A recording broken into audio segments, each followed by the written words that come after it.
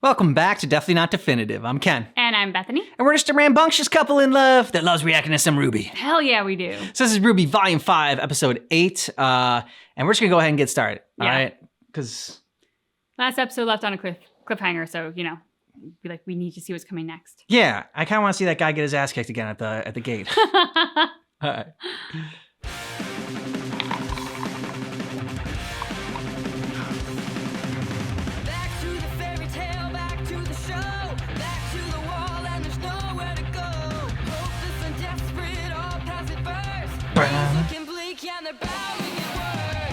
You know what? This one's growing on me. Yeah. Yeah. Like, as I hear it more and more, it's just, ow. It's a good tune.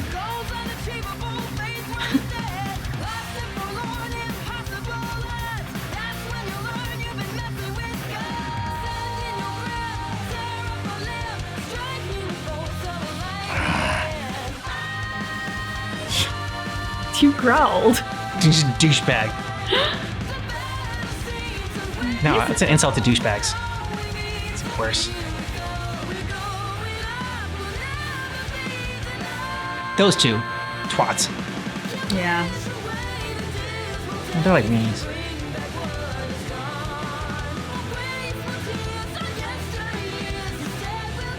She's gonna have to kill the chameleon. No, the chameleon's gonna...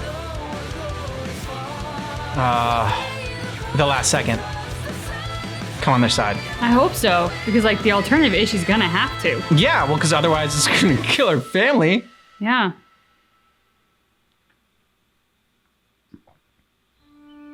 Ilana, what is his name? Like her...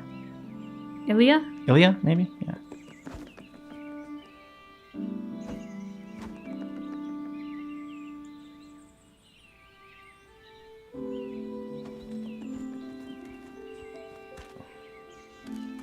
You're up early. Hey, sis. Boop.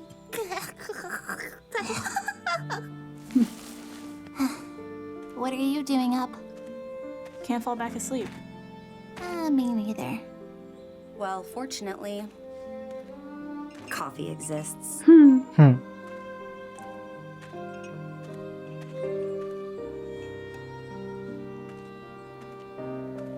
No, please. Don't worry, I put in blasphemous amounts of cream and sugar just for you. Oh, yeah, nice white strikes again. That was gonna be hot I cocoa. will pour this on you, and it will burn.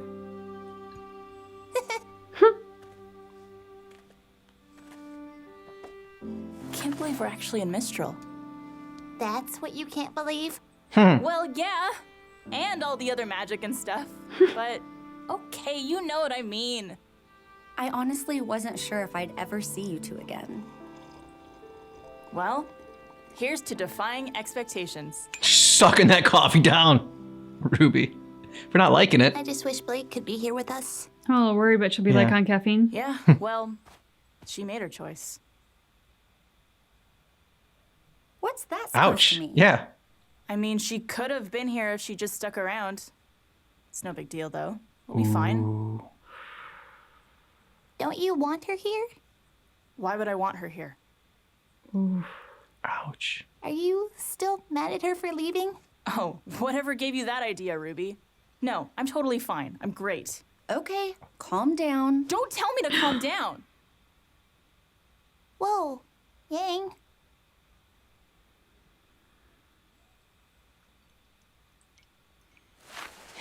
Whatever.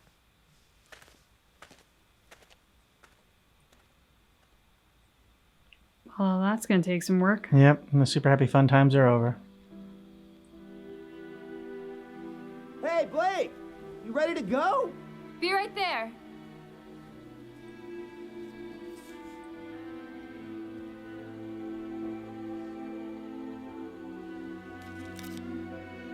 The attack is coming tonight.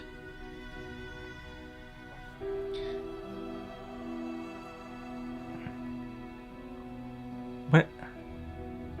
Things not so safe. What to do? Find a quiet spot? Hang on. I'm going back. Things going too far. Not sure what to do. Find a quiet spot. I'll find you. Come alone, please. But is it a setup? I don't believe her. I don't trust her. Yep. I think it is.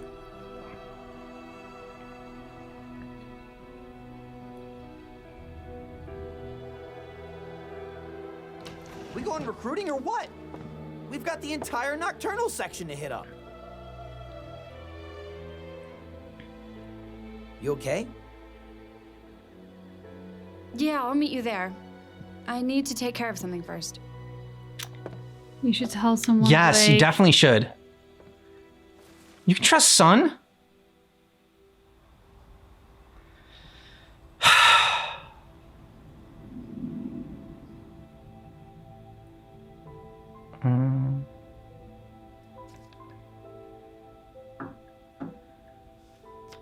Yeah?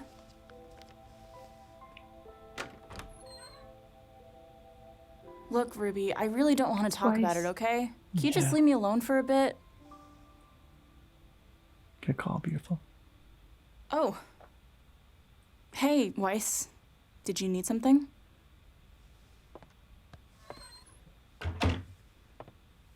Look how far she's come.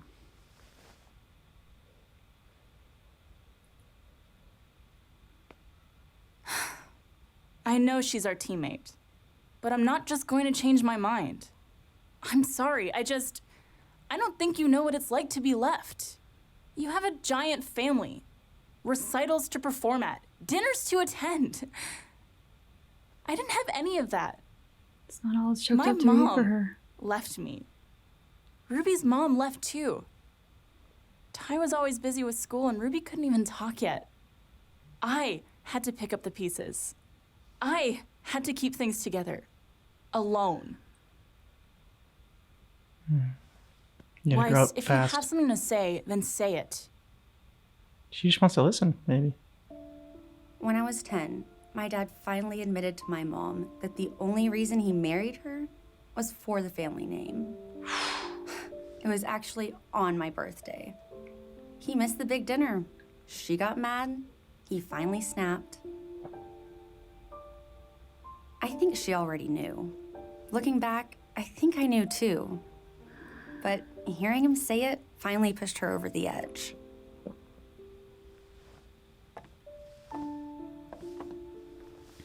First, it was separate lunches and dinners. Opposite balconies at my recitals. A glass of wine here, a glass of wine there. Then it was no dinners, no recitals, a bottle of wine here, and well, you get the idea. I'm really sorry. I shouldn't have assumed. You're right, though. I don't know loneliness like you do. I have my own version. And I'll bet Blake has her own version, too. She doesn't have to be alone, though. I was here for her. We all were. She chose to leave us.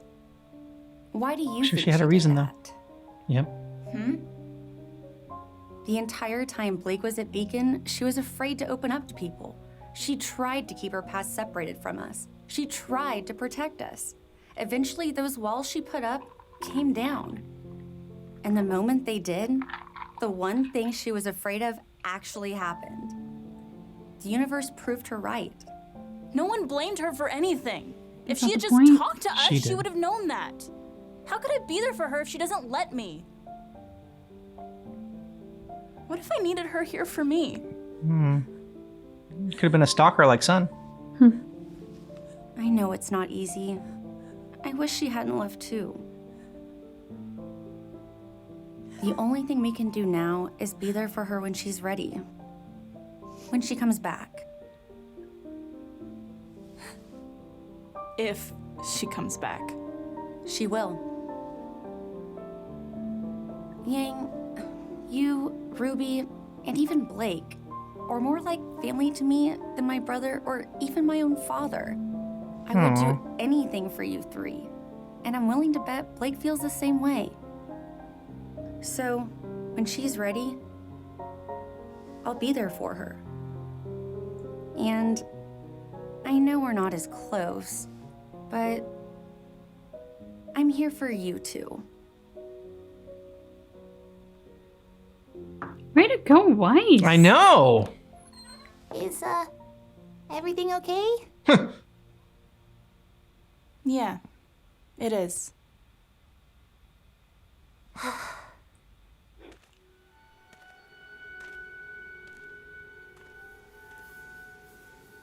Oh, this is such a bad idea. Ilya? I'm here.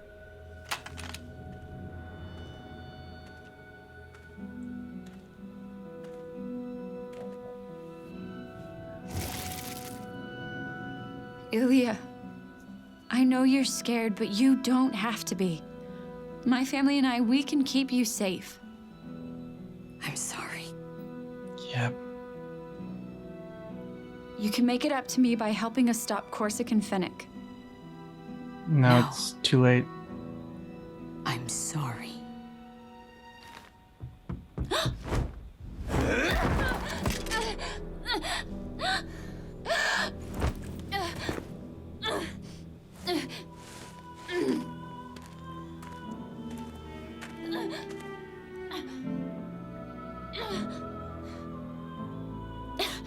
Wait. I've got her. Well done, Sister Trifa. Creepy And spider to chick. you, Ilya.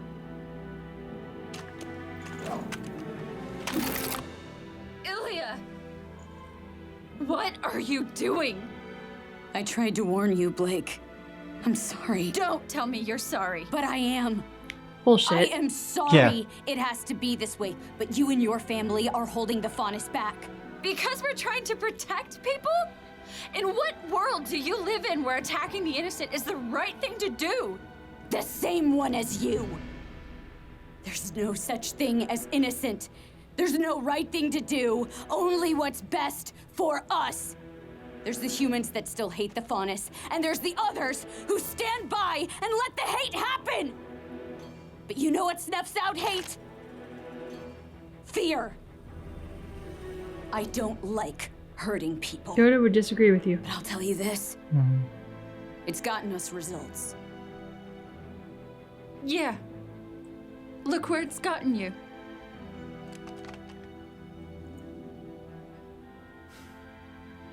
We all have to make sacrifices for the greater good, no matter how much it hurts. And you think killing me is really for the greater good? She's not killing No. But getting rid of your family is. You wouldn't. You can't. I won't let you. I know. That's Why you're being here. sent to Mistral. To Adam. Ilya, please. You don't have to do this. This isn't you. you. It's almost a worse fate than Yes, death. It is. But I guess back then you were just too busy falling for Adam to notice.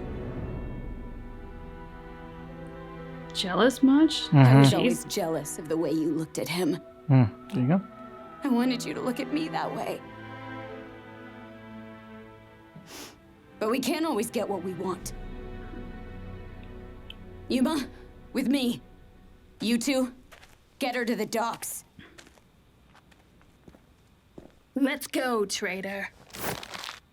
No! Yeah, son! Waiting for that.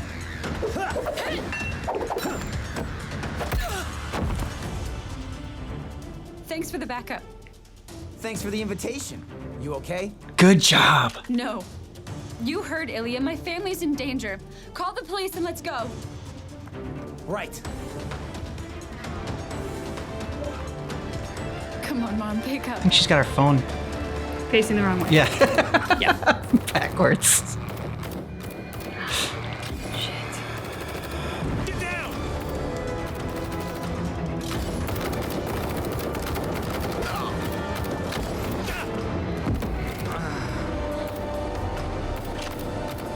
Get out of my Go, Mom.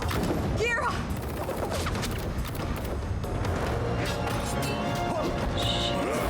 I feel like he can hold his own. Yeah. Go find my wife! Ooh.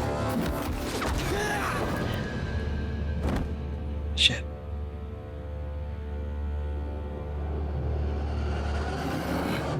become the animal. Come on. I believe it's time our dear chieftain stepped down, brother. Yes, brother. I'm afraid I'm inclined to agree.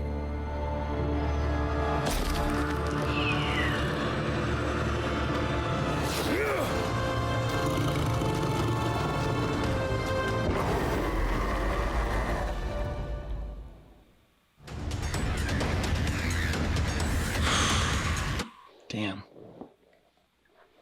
So Blake's learning. She doesn't have to do everything by herself. I'm so glad she spoke to Sun. And great part on the writers.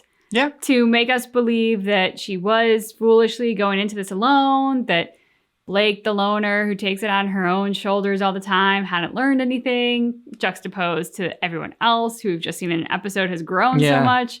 It was a really good little kind of switcheroo on us. And I deeply appreciated it. Yeah, I mean, I thought someone was going to come in and help out, but I thought it was going to be because like he went and followed her or whatever, and not because that she like gave an invitation. So, like, yeah, that was fantastic.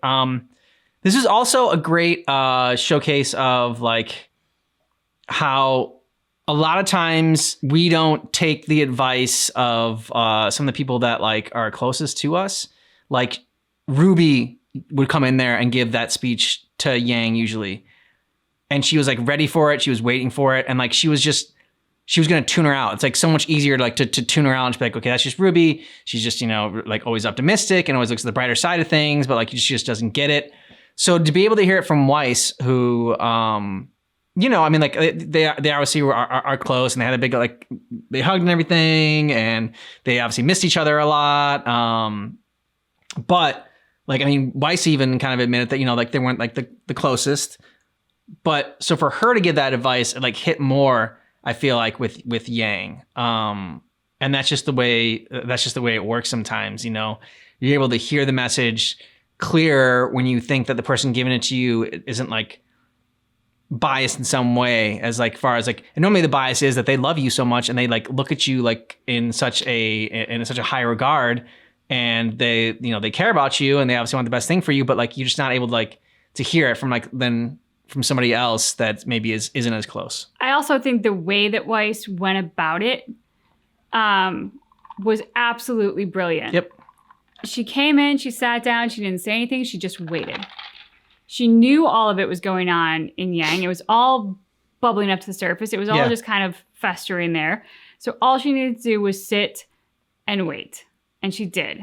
And then when Yang talked, she really listened. And then she said, you know, you're right. I don't know your loneliness, but I know my own. And like that whole idea of the grass is always greener, someone else's life is always happier, they always have the things that you want. Like, especially when you're in school, I feel like that's so easy to have because you don't know the full story. You know what someone shows you at school. And then nowadays, of course, like what they show you on social media. Yeah, I was about to say. But you don't know the inner workings of their life. Nobody knows that unless they live the life and walk in the shoes. So for Weiss to say like, yeah, you think I had this big happy family. I didn't. Like my family is miserable. My mom's guzzling wine to cope with an unhappy marriage. My brother's an asshole. My father's worse. Like it wasn't super happy fun times. I had my own loneliness, but it was a different loneliness because I was surrounded by people. To do that and to do it in the manner that she did, where there was no judgment to what Yang was saying. She didn't take what Yang said about her life personally. She just simply showed her it's not what you think and found a way to connect with her in the common ground of loneliness. Having done that allowed Yang to open up about how she really felt about Blake. Top to bottom, that scene was wonderful. And then I love Ruby coming in at the end. You know, almost like she kind of like sent Weiss in like, and then like, so how did it go? Like it was so adorable. And I love that the three of them are in this scene in particular developing a whole new level of bond that is very strong. And it is familial. It's something that is stronger than friendship. You know, it's the family that you choose. This is the family that they've chose. And just because that scene was done so well, and continue on that, when she was talking about Blake to Weiss, she used empathy in being able to like, let's look at it from Blake's perspective while also being able to give like examples of it. So it's like, let's look at it from Blake's perspective and why she would do what she did. You know, and let's look at like what possible reasons there could be. And like by looking for those reasons, let's use the history that we know of her. And so that was handled really well and like in a very believable way. It wasn't just necessarily like it didn't feel like it was pulled out of nowhere and it was just like, okay, the writers are just like giving the excuse for Blake right now, and there was like no possible way that like Weiss could piece this all together and like why she did what she did. But like no, like the evidence was all there before, and so if you just like try to put yourself in someone else's shoes, you know, then you can sort of try to understand where they're coming from, which, you know, we need to do more of, I think. Yeah. As individuals, as a society, we all could benefit from doing that more. And I also love how by Weiss doing this and doing this so wonderfully, and we're shouting her out all over the place for it, which we should. Mm-hmm. I'm going to shout out Yang, because Yang finally got to the point of what was really bothering her, which was the pain of rejection. I would have been there for her if she'd only let me. Like, I want to be there for her. Yeah. It wasn't that Blake left her. It's that Blake, she perceives, rejected her when she wanted to be there for Blake. And, you know, she's been through trauma. I'm sure from her perspective, she's like, I had it worse. I had my hand cut off. Like, excuse me. Yeah. You know, because I think sometimes we often think of physical pain as worse than emotional pain. So from Yang's perspective, she went through all of this horrible stuff and she's lost a limb, feels like way worse than what Blake is going through. But at the end of the day, it's not a competition. This isn't on a scale. They're both in pain. It's just a different kind of pain. And Blake's emotional pain on this issue around Adam, around her perception that she's at fault for getting somebody that she loves hurt. And the whole issue with the faunus and sort of the political world that is this world, it runs deep. It is very integral to her identity. So getting all of that brought up in the way that it was, I mean, Weiss is absolutely right. Like, look at it from her perspective. The worst thing that she could have imagined happening happened. And she 110% blames herself. And then the scene with Blake and Ilya, her sort of jealousy and being the unrequited love that she has for Blake, and feeling like when Blake was with Adam, like she didn't like matter anymore, and like wasn't like, you know, she, like you said, like I've always been like this. If you had been paying attention, you would have realized that this is the person that I was becoming, like without you in my life, without, you know. Is basically kind of what she was alluding to. Which kind of makes her sound like an abuser. Like the love there would not have been that healthy if me being an asshole is your fault because you didn't love me back. That's tells you a lot about Ilya right there. I don't know if it was that so much so that like you not loving me back made me this way, or just so much so that like this is who I was becoming, like as we were going through this, but like you didn't notice because you were together with somebody else. Like, you know, I didn't become an asshole because, you know, I was jealous of you, but like I became indoctrinated in this whole thing because she didn't have Blake there to help guide her through it. And like, you know, and like now it's gone too far. And so I think you said, oh, sorry. No, go for it. I was just saying, I think you said something really key, which is like, in the absence of people in her life, she was becoming indoctrinated. Yeah. Because I think that's something that's happening a lot in our society at large now. Like, they talk about remote work since the pandemic. They talk about how we are, as a society, becoming more and more isolated through the use of work from home jobs, work from home universities to do our education. Like, people aren't able to go out anymore and meet people the way that they used to like 50 years ago because the world seems less safe. With AI, people are becoming more isolated and working for themselves, being alone at home. Like, and when you don't have a social circle, people who know you and people who can really keep your head on straight. Any one of us is susceptible to feeding our mental health in a not good way. There was talk about like what your diet should be. And they're like, your diet is not just what you eat. Your diet is the entertainment you choose, the news you watch, the articles you read. It's what are you putting in your body, not only physically, but also mentally and emotionally. And when it's not healthy, it leads to indoctrination. You can be indoctrinated by just about anything, cult leaders, religious fanatics, a bad YouTube rabbit hole. Like all of these things are very extreme examples that we see, but it can happen in a more subtle way too. Yeah. And on that happy note, we're going to let us know down below in the comments what you thought about this episode. And if you want early ad-free access to our RWBY reactions, we have a link to Patreon down below in the description of this video. You can go ahead and check that out and get early ad-free reactions to a bunch of stuff that we react to here on Definitely Not Definitive. And we also have another channel where we game Definitely Not Definitive games, so you can check that out. Thanks so much for checking out our reaction for RWBY Volume 5, Episode 8, but just keep in mind that our reaction is definitely not definitive. I gotta get one more dig in at Ilaria, though. Okay. Or Ilya, sorry. Okay. I always want to say Ilaria for Game of Thrones, and it's wrong. I find it interesting that Ilya's whole unrequited love journey with Blake was to then go and basically become Adam's little pawn. Like, her journey towards all of this is like, hey, you were so busy paying attention to Adam instead of me, but look at how far I've come. I'm his bitch.